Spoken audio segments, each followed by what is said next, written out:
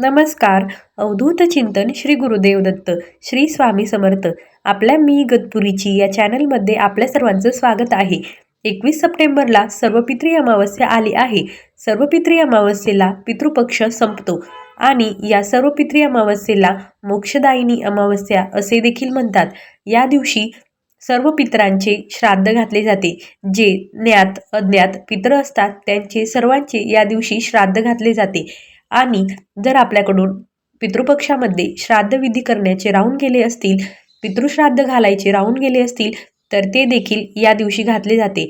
पितरांना या दिवशी नैवेद्य दाखवला जातो. सर्व पित्री अमावस्येला घरात सुख शांती नांदावी, पितृदोष नाहीसा व्हावा, घर सुखी राहावे, घरातील वाईट बाधा नजरदोष पितृदोष दूर व्हावा, घरातील इडापिडा दूर व्हावी आणि घर सुखी समृद्धी व्हावे, घरातील व्यक्तींनी आनंदाने राहावे, यासाठी दही भात आणि काळे तीळ यांना अमावस्येला खूप महत्त्व आहे. आणि या दोनही वस्तू वापरून अमावस्येच्या दिवशी अनेक उपाय केले जातात. आपल्या पितरांना संतुष्टी मिळावी यासाठी देखील दही भात आणि काळे तीळ हे खूप प्रभावी ठरतात. पितृदोष दूर करण्यात देखील दही भात आणि काळे तीळ यांची खूप महत्त्वाची भूमिका असते. तर आज आपण सर्व पित्री अमावस्येला पितृदोष निवारणासाठी आणि आपल्या घरातील ज्या वाईट शक्ती आहे त्या दूर होण्यासाठी जे काही उपाय आहेत ते बघणार आहोत. पितरांच्या सेवेमध्ये काळे तीळ यांना खूप जास्त महत्त्व आहे. काळे तीळ हे पितरांचा आहार म्हणून मानले गेले आहे. पितरांच्या प्रत्येक नैवेद्यामध्ये काळे तीळ हे वाहिले जातात आणि पितरांना काळे तीळ अर्पण करणे हे खूप महत्त्वाचे आणि पितृदोषापासून मुक्तता देण्याचे खूप मोठे साधन आहे. काळे तीळ हे पितरांचा आहार आहेच, सोबतच ते यमाला देखील प्रिय आहे. आणि काळे तिळांचा संबंध हा शनिदेवांशी पण आहे. काळ्या तिळांमध्ये शुद्धीकरण आणि सुरक्षा हे गुणधर्म खूप जास्त असतात आणि त्यांना जन्म, विवाह, मृत्यू या तीनही संस्कारांमध्ये खूप जास्त महत्त्व आहे. तर आज आपण काळे तिळांचे असे कोणते उपाय आहे जे आपल्याला सर्व पित्री अमावस्येला करता येतील आणि ज्यामुळे पितृ संतुष्ट होतील आणि आपला पितृदोष नाहीसा होईल ते बघूया. सर्वात पहिले तर सर्व पित्री अमावस्येच्या दिवशी अंघोळीच्या पाण्यामध्ये काळे तीळ टाकून अंघोळ करायची आहे, ज्यामुळे आपल्याला शुद्धीकरण आणि सुरक्षा हा गुणधर्म प्राप्त होईल. त्यानंतर आपल्याला सूर्यदेवाला जल द्यायचे आहे. सूर्यदेवांना जल देताना त्या जलामध्ये आपल्याला काळे तीळ टाकून ते त्यांना अर्पण करायचे आहे. हे पाणी कोणाच्याही पायाखाली येणार नाही किंवा ओलांडले जाणार नाही असे आपल्याला ते अर्पण करायचे आहे. यानंतर पुढचा उपाय आहे ते म्हणजे दक्षिण दिशेला काळे तीळ अर्पण करायचे. ते कसे तर एका लोट्यामध्ये आपल्याला पाणी घ्यायचे आहे, त्यामध्ये पांढरे फूल टाकायचे आहे, काळे तीळ टाकायचे आहे आणि जर गंगाजल असेल तर तेही टाकायचे आहे. आणि हे पाणी आपल्याला दक्षिण दिशेला जी यमाची दिशा आहे त्या दिशेला दोन्ही हाताने अर्पण करायचे आहे. आणि यमदेवतेला प्रार्थना करायची आहे की माझ्या पितरांचा प्रवास सुखकर होऊ द्या आणि त्यांना पितृलोकामध्ये जास्त त्रास होऊ देऊ नका. कारण काळे तीळ हे यमदेवतेला देखील खूप प्रिय आहे आणि आपण दक्षिण दिशेला म्हणजेच यमदिशेला हे काळे तीळ अर्पण केल्यामुळे यमदेवता प्रसन्न होईल आणि आपल्या पितरांना यमलोकामध्ये जास्त त्रास होणार नाही, यासाठी आपण यमदिशेला हे काळे तीळ अर्पण करायचे आहे. यानंतर पुढचा उपाय आहे आपल्याला काळे तीळ हे पिंपळाच्या झाडाला अर्पण करायचे आहे. त्यासाठी आपल्याला एका लोट्यामध्ये पाणी घ्यायचे आहे, त्यात काळे तीळ, फुलांच्या पाकळ्या, लाल चंदन, एक गुळाचा खडा हे सर्व टाकायचे आहे आणि हे पाणी आपल्याला पिंपळाच्या झाडाला अर्पण करायचे आहे. सोबतच आपल्याला पिंपळाच्या झाडाखाली एक दिवा देखील लावायचा आहे. आता पिंपळाच्या झाडाखाली आपण दीपदान करणार आहे. दीपदान कसे करावे याबद्दलचा संपूर्ण व्हिडिओ आपल्या चॅनलवर अपलोड केलेला आहे, तुम्ही तो चॅनलवर जाऊन बघू शकता. पिंपळाच्या झाडामध्ये श्रीहरी विष्णूंचा वास असतो. आपल्याला हे जल पिंपळाच्या झाडाला अर्पण करायचे आहे आणि तेथे ओम पितृदेवाय नमः या मंत्राचा जप करायचा आहे. तुम्ही या मंत्राचा जप 11, 21 असे तुम्हाला जितके हवे तितक्या वेळेस करू शकता. त्यानंतर ओम नमो भगवते वासुदेवाय नमः या मंत्राचा देखील आपल्याला जप करायचा आहे. आणि आपल्या पितरांचे नाव जर माहीत असेल तर ते नाव घेऊन आपल्याला प्रार्थना करायची आहे की माझ्या पितरांचा प्रवास सुखकर होऊ द्या, त्यांना मोक्ष मिळू द्या आणि पितृदोष कमी होऊ द्या, यासाठी प्रार्थना करायची आहे.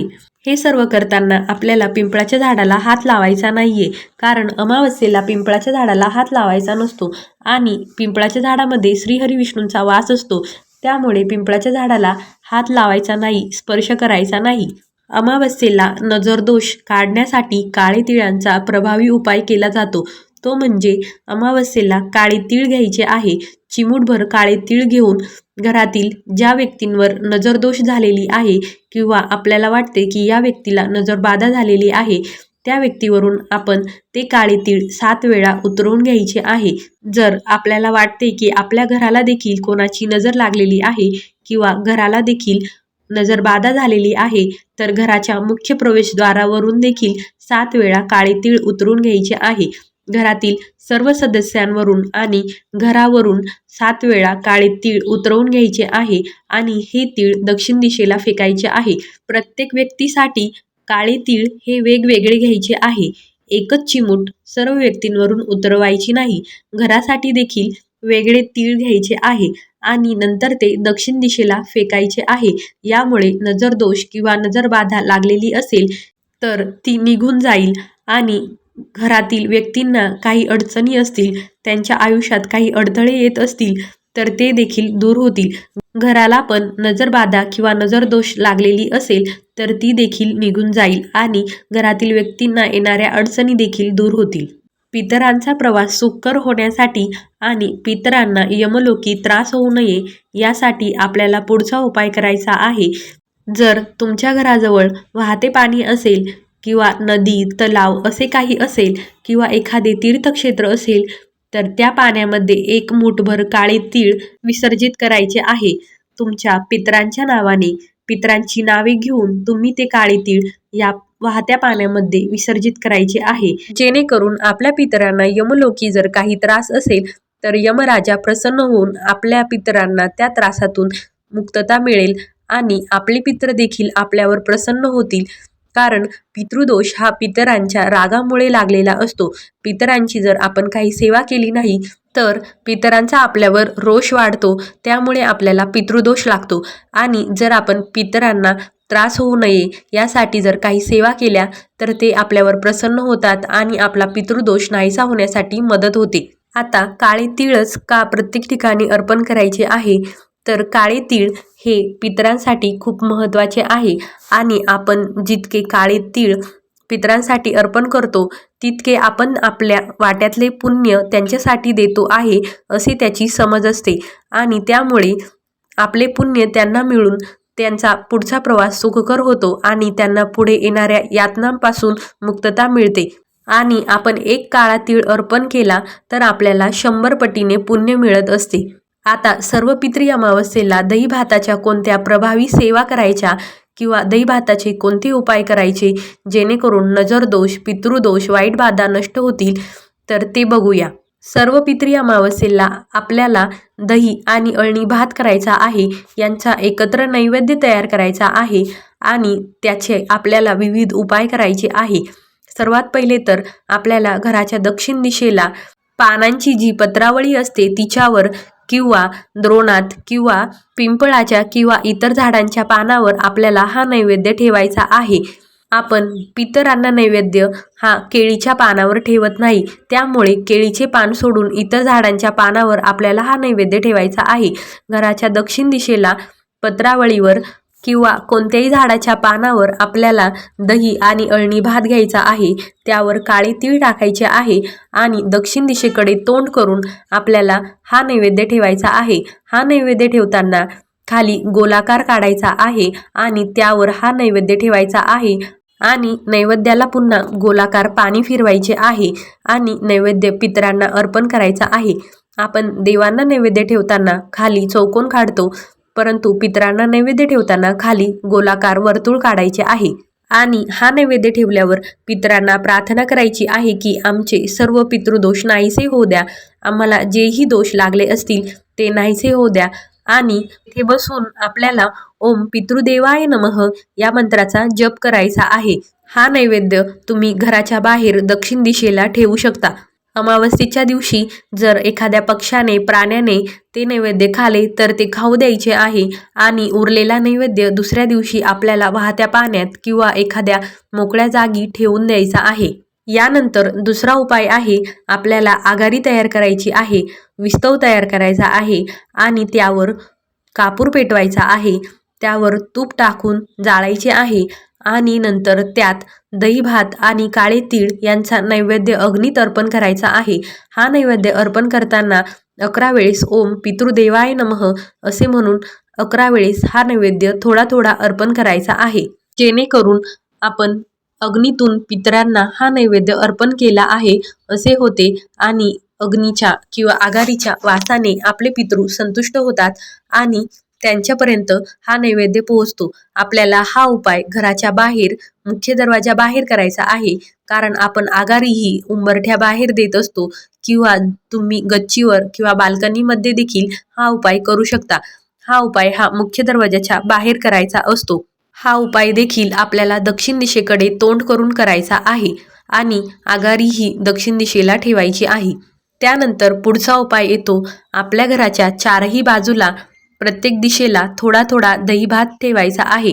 हा दही भात तुम्ही पिंपळाच्या पानावर किंवा पत्रावळीवर किंवा कोणत्याही झाडाच्या पानावर ठेवू शकता. फक्त केळीच्या पानावर हा नैवेद्य ठेवायचा नाही. हा नैवेद्य घराच्या चारही बाजूंना ठेवायचा आहे आणि पितरांना इडापिडा निघून जाण्यासाठी प्रार्थना करायची आहे. यानंतर पुढचा उपाय आपल्याला घरातील नकारात्मकता, वाईट दोष, नजरबाधा घालवण्यासाठी करायचा आहे. यासाठी आपल्याला एका पत्रावळीमध्ये दही आणि भात घ्यायचा आहे. त्यावर काळे तीळ टाकायचे आहे आणि हा नैवेद्य आपल्याला मुख्य दरवाजावरून 7 वेळा ओवाळून घ्यायचा आहे किंवा उतरवून घ्यायचा आहे आणि नंतर आपल्याला एखाद्या मोकळ्या जागेत हा नैवेद्य ठेवून द्यायचा आहे. आपण उतरवून घेतलेले जे नैवेद्य आहे ते अशा ठिकाणी ठेवायचे आहे की जेथे ते ओलांडले जाणार नाही किंवा कोणाकडूनही त्या नैवेद्याला स्पर्श होणार नाही किंवा धक्का लागणार नाही आणि कोणाकडूनही ते ओलांडले जाणार नाही. कारण आपण आपले दोष उतरवून ठेवलेले असतात आणि ते कोणाचा त्याला स्पर्श झाला तर त्या व्यक्तीला त्याचा काही त्रास होऊ नये यासाठी ते अशा ठिकाणी ठेवायचे आहे की जेथे कोणाच्याही दृष्टीस ते पडणार नाही. जर मोकळी जागा नसेल तर तुम्ही ते वाहत्या पाण्यात सोडू शकता. यानंतर आपल्याला पुढचा उपाय अशा व्यक्तीसाठी करायचा आहे, जी व्यक्ती सतत आजारी असते किंवा ती अचानक आजारी पडलेली आहे किंवा तिच्या स्वभावामध्ये अचानक बदल झालेला आहे. ती अचानक चिडचिड करायला लागलेली आहे आणि तिच्यावर पितृदोषाचे लक्षण दिसत आहे किंवा तिला नजरबाधा झालेली आहे असे वाटत आहे. आपल्या घरात अशी एखादी व्यक्ती असेल जी अचानक बदलली आहे, तिच्या स्वभावात बदल झालेला आहे आणि तिच्या वागण्यामुळे घरात कटकट, भांडण, वादविवाद होत असतात किंवा घरात असे एखादे लहान मूल आहे जे नावकरी म्हणून जन्माला आलेले आहे. नावकरी म्हणजे आपल्या मागच्या पूर्वजांच्या रूपात त्याचा पुनर्जन्म झाला आहे असे आपण समजतो. असे लहान मूल सतत रडत असते, चिडचिड करत असते, अशा सर्व व्यक्तींवरून आपल्याला हा उपाय करायचा आहे. आपल्याला दही भात पत्रावळीमध्ये किंवा एखाद्या पानावर घ्यायचा आहे. त्यावर तीळ टाकायचे आहे आणि त्या लहान मुलांवरून किंवा त्या व्यक्तींवरून आपल्याला तो 7 वेळेस उतरवून घ्यायचा आहे, ओवाळून घ्यायचा आहे आणि तो घराबाहेर म्हणजेच एखाद्या मोकळ्या ठिकाणी टाकून द्यायचा आहे किंवा वाहत्या पाण्यात सोडायचा आहे. हे सर्व उपाय करताना जे निर्माल्य निघते ते आपण अशा ठिकाणी ठेवायचे आहे की ज्याचा कोणालाही त्रास होणार नाही किंवा कोणाचाही त्या निर्माल्याला स्पर्श होणार नाही अशा ठिकाणी ते ठेवायचे आहे, नाहीतर वाहत्या पाण्यात सोडून द्यायचे आहे. त्यानंतर आपण जे दीपदान करणार आहे त्या दीपांमध्ये म्हणजेच दिव्यांमध्ये आपल्याला काळे तीळ टाकून मग तो दिवा पेटवायचा आहे.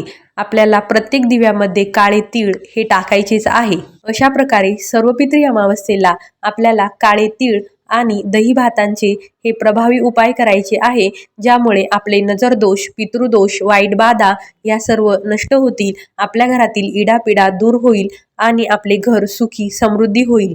काळे तीळ आणि दही भातांच्या उपायामुळे आणि नैवेद्यामुळे आपल्या पूर्वजांची आपल्यावर कृपा होईल आणि आपले पितृदोष नाहीसे होतील.